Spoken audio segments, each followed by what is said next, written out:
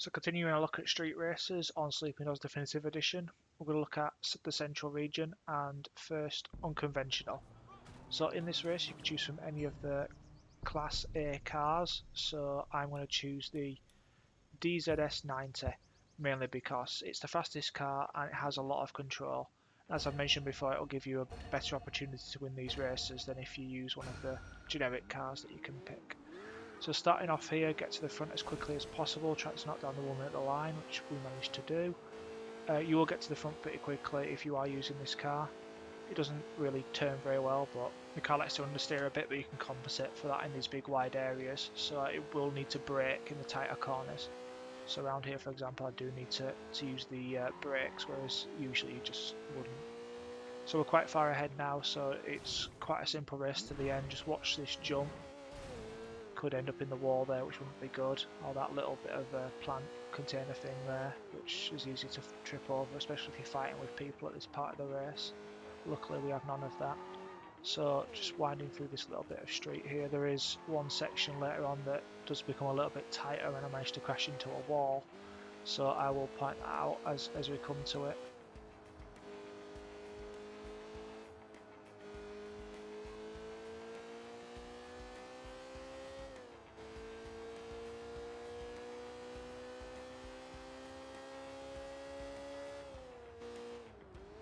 Just go into the section where I mentioned previously where we're going to it's going to get a bit tight and we're going to manage to crash into a central post of a bridge.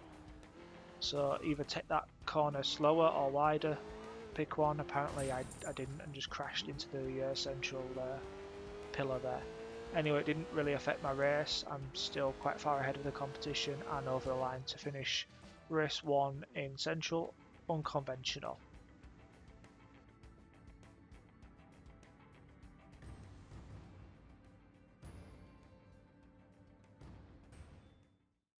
And we'll take a look at the second race in Central, Starboard.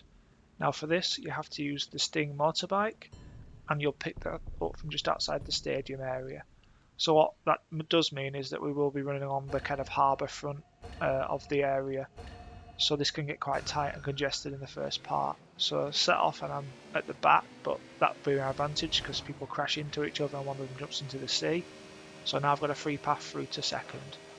And first is going to mess up going around this corner. You do need to brake on these particular ones because this motorbike doesn't turn very well and you can easily end up overshooting corners and running into buildings. There are quite a few jumps on this course as well, so that's one of them. Avoid that central reservation, which I didn't manage to do very well, and avoid the central rail of these stairs.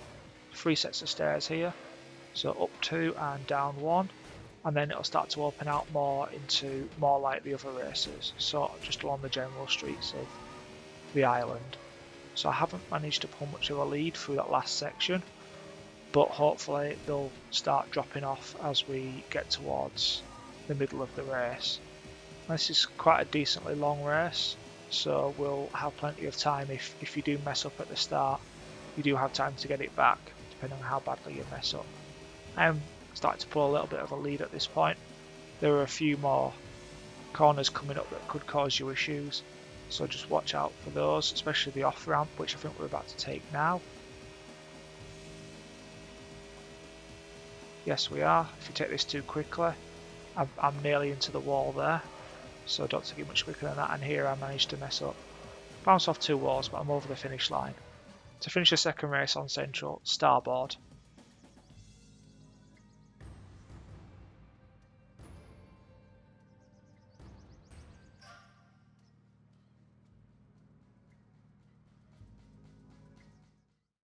You'll find the third race in Central called Wall Street just off the freeway at a roundabout, and in this one you have to use Class A cars.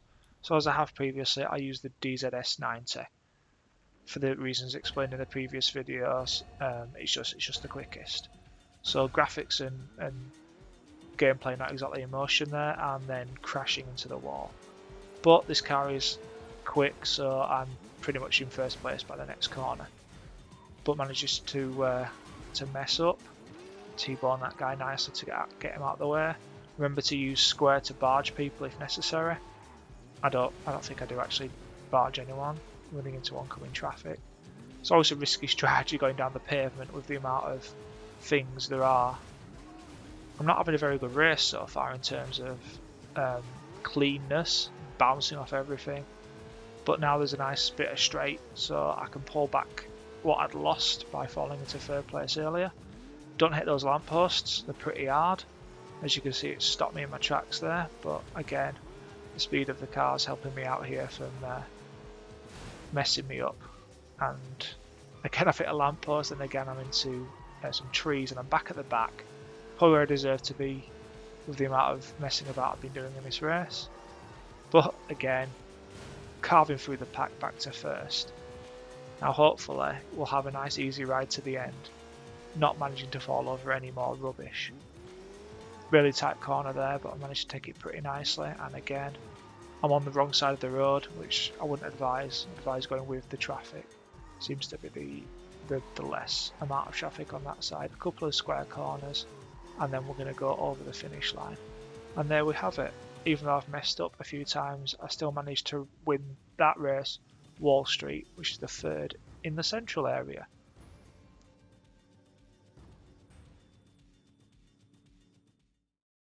So the Puddlesfoot race in the central region is called Midtown, and as you'd expect from the name, it's in the middle of the town. And for this race we'll be using the Class A cars, so again I'll be using the DZS90.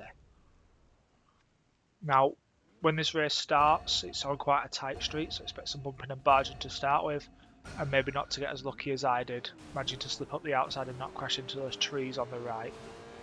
Now once we've navigated this first bit, we get back onto the highway where it's clearer and there's not a lot of stuff to crash into.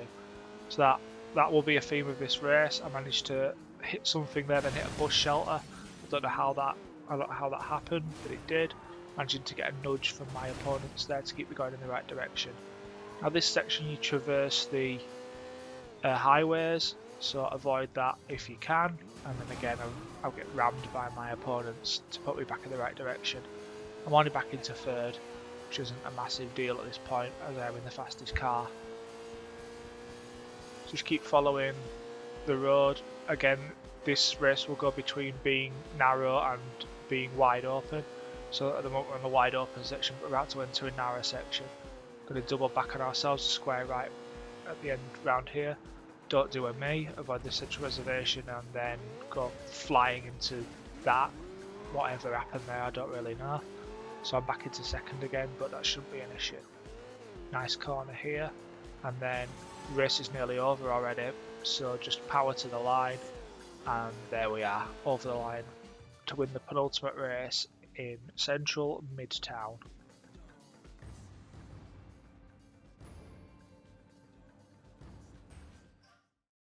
The final race in the central area is Summit. This is going to be picked up from the south of the central area and is going to wind its way through the streets towards Kennedy Town. It is a Class A race, so we're going to use the DZS90 once again, as it is the fastest car. Graphics and sound in sync for this race, which they haven't been for a couple of the others. And we'll go try to get to the front as early as possible, because tight twisty races mean there's going to be a lot of people around to crash into if you're not at the front. Try and avoid the walls, which I really don't, and take these shortcuts, which I do here, managing to bounce off it, which is lucky for me. Now keep following the road at this point. There is what looks like a shortcut. Try not to do that. There is what looks like a shortcut around the outside, but it's actually longer than if you were taking the actual road itself, and it's more full of debris. So again, we're winding through this section. There isn't really many straights on this particular race. It's more about making the corners and getting the most out of that as you can, not hitting the sides. So I've pulled out quite a big lead here, so I'm okay for the minute, but it is very windy, so it's not too long before you manage to mess up again. Square right here, avoid the inside wall there, and then take these steps. You can almost hit the building there, so always stay to the left. And there's going to be another jump coming up just in front of us here. We took this one before and I managed to clear it, but on this occasion I managed to hit the lamppost. And that's the end of that particular race, Summit.